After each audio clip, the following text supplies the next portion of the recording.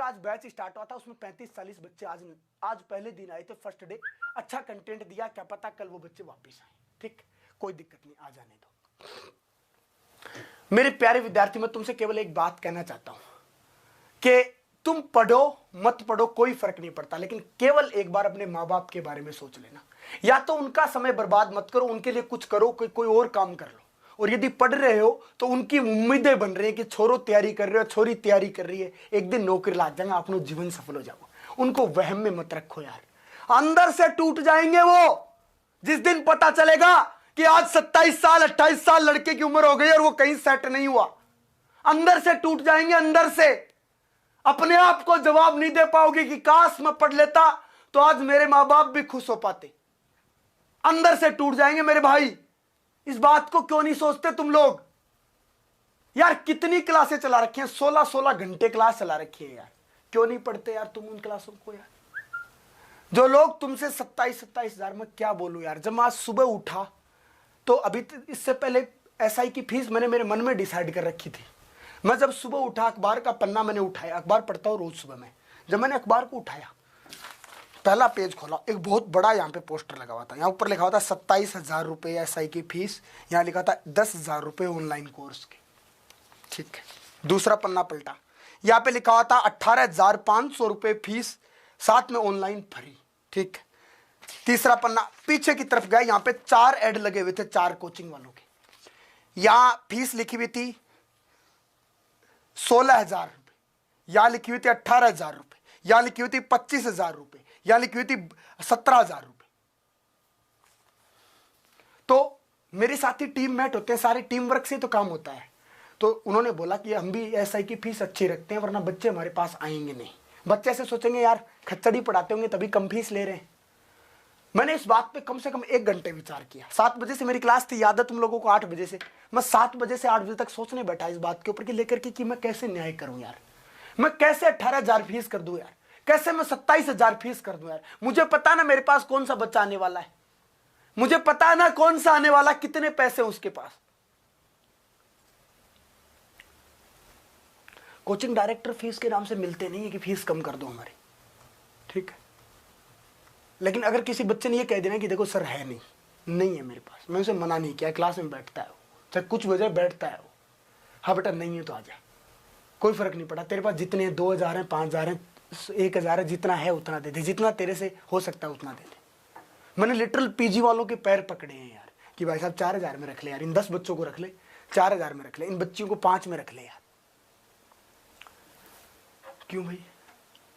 अपने माँ बाप के सपनों के बारे में सोचो, उनको सपनों को साकार करने के बारे में सोचो कि वो दिन कैसा होगा जब उनका सीना गर्व से ऊपर उठ जाएगा।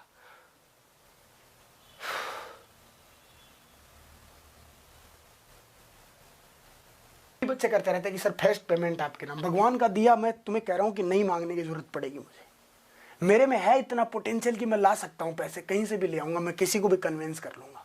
लेकिन तुम पढ़ो तो सही यार। अभी भी तो लाए यार, इतना बड़ा सिस्टम खड़ा किया है, तुमको पता है कहीं ना कहीं से आए हैं पैसे। बिना पैसे के तो तुम्हें पता घर भी नहीं चलते किसी के। और तुम्हें भी ये भी पता कि ऑनलाइन फ्री पढ़ाने से क्या अर्निंग होती है यार। यूट्यूब कितना दे देती है, 1 लाख 2 लाख 50,000, बस इससे ज़्यादा तो दे नहीं सकती यूट्यूब यार। तो तू अभी भी तो लग रहा है कि कहीं से तो आए ही हैं, आगे भी आएंगे यार।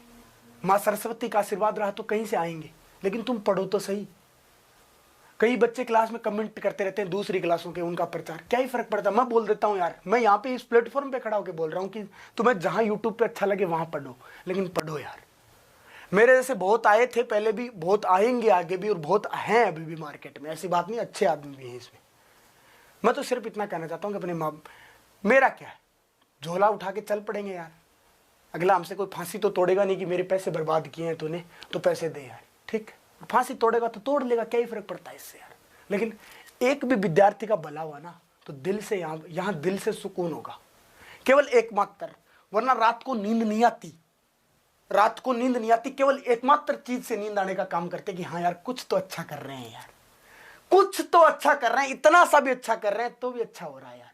और ये मैं कोई तुम्हें इमोशनल नहीं कर रहा, मैं कोई अपना दुखड़ा नहीं रो रहा, तुम्हें पढ़ाता हूं यार मैं, तुम्हारे लिए मेहनत करता हूं मैं, तो मुझे बताने का मन करता है यार तुम्हें कि हाँ यार बताऊं बात मैं, कि मैं भी दुखी होता हूं तुम्हारे लिए, तुम्हारे माँ बाप भी दुखी होते हैं, तो तुम क्यों नहीं दुख पा रहे यार? यार कभी सोचा कि तुम्हारी मम्मी रोज 4 बजे उठ के पूरे घर की सफाई करती है, डांडा डोर को, पशुओं का काम करती है, क्या कभी उसने बहाना बनाया कि आज मैं नहीं करूंगी, आज मैं नहीं उठ रही? एक बार बता दो। अगर एक दिन वो तुम्हारी तरह बहाना बना जाए ना तो पूरा घर बंद हो जाता है। क्या कभी मना किया कि आज रोटियां नहीं बनेंगी? नहीं किया ना। क्यों भाई? किसके लिए?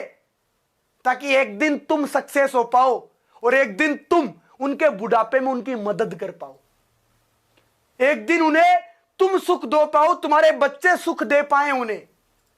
केवल इस बात के लिए। मां बाप से बड़ा त्याग इस पूरी दुनिया में कोई नहीं कर सकता। वो इसी उम्मीद में अपने पूरा जीवन बिता देते हैं कि मेरे बच्चे का भविष्य बनेगा तो एक दिन मैं चैन की नींद सो पाऊंगा, इसलिए वो पूरे रात भर जागता है, पूरे दिन भर जागता है। दिवाइयां फटी रहती हैं अपनी मम्मी की, देखना एक बार नीचे जाके। 4 बजे उठती हैं वो, पूरे घर की सफाई करती हैं, दूध निकालती हैं, गोबर डाल के आती हैं, फिर घर का काम करती हैं, खाना बनाती हैं, फिर खेत का भी करती हैं। तुम सोच रहे हो, इस बात को समझ रहे हो तुम लोग? और तुम्हें भी पता है किसानी में क्या बचता है। क्या कहते हैं पुलिस में बच्चों के 60 नंबर क्रॉस हो रहे हैं, 57 नंबर आ रहे हैं। दिल से खुशी मिलती है यार जब वो फोन करके मैसेज के थ्रू मिलते हैं, बताते हैं कि गुरुजी 52 नंबर आ रहे हैं, गुरुजी 62 नंबर आ रहे हैं, गुरुजी 60 नंबर आ रहे हैं। ऐसे मतलब तुम सोच नहीं सकते कि मैं मेरी खुशी बता नहीं सकता यार कि कितना मजा आता है उस टाइम पे ये बात सुन के। तो तुम सोचो कि तुम्हारे माँ बाप को, जब मैं एक अनजान आदमी जो हम कभी मिले भी नहीं है, मेरे बारे में तुम कुछ नहीं जानते, इतना जानते हो कि मास्टर पढ़ाता है यार, ठीक है ना, वो आदमी तुम्हारे लिए इतना खुश हो रहा, तो तुम्हारे माँ बाप पे क्या खुशी गुजरती होगी जब तुम्हारा कोई घर पे ज्वाइनिंग लेटर सिलेक्शन आ जाता है। एटलीस्ट जॉब लगना कोई बड़ी बात नहीं होती, मेहनत करोगे लग जाओगे, लेकिन एटलीस्ट घर वालों को ये तो होना कि हाँ यार छोरे ने मेहनत की, छोरी ने मेहनत की, कोई बात नहीं, नहीं लगा तो कुछ और कर लेगा जीवन में। मेहनती आदमी कभी भी कतराता नहीं है, वो 2 रुपए कम कमा लेगा, लेकिन इज्जत की जिंदगी जिएगा, इज्जत की जिंदगी जिएगा। और डेफिनेट बात है यार, जो दिल से मेहनत करता है वो कभी रुकता नहीं है, कभी ना कभी उसको फल जरूर मिलता है। मेरे मारवाड़ी में, राजस्थानी, वहां मेरे झुंझुनू में कहावत कहते हैं कि मेहनत कदे अड़ी कुंजा, कभी भी नहीं जाती वो, कभी भी नहीं जाती वो, एक ना दिन काम जरूर आती है। पीयूष मिश्रा की कुछ पंक्तियां हैं कि जीत की हवस नहीं, किसी पे कोई वस नहीं, क्या जिंदगी है ठोकरों पे मार दूं, मौत अंत है नहीं तो मौत से मैं क्यों डरूं, ये बात जाके आसमान में दहाड़ दूं, आरंभ है प्रचंड बोल मस्तकों के झुंड। जीवन में कितनी भी समस्याएं उनको समाधान कीजिए। तुम में से कई सारे विद्यार्थी भटके हुए भी होते हैं, उनके दिमाग के अंदर कुछ प्यार का नशा, कुछ ऐसा नशा दिमाग में फितूर चढ़े रहते हैं, उनको साइड में रख दो मेरे मित्र। उनके लिए समय है, पूरी जिंदगी पड़ी है उनके लिए। अपने माँ बाप के सपनों से प्यार कर लो एक बार।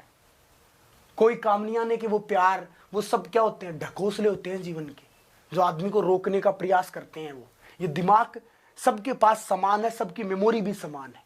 अपने टाइम को ऐसा मैनेज कीजिए, किसी से कोई शिकायत मत रखिए, जितना मिल रहा है उतना उसको क्लियर कीजिए। अब मैं तुम्हें तुम्हारी मूर्खता का एक प्रमाण देता हूं छोटा सा।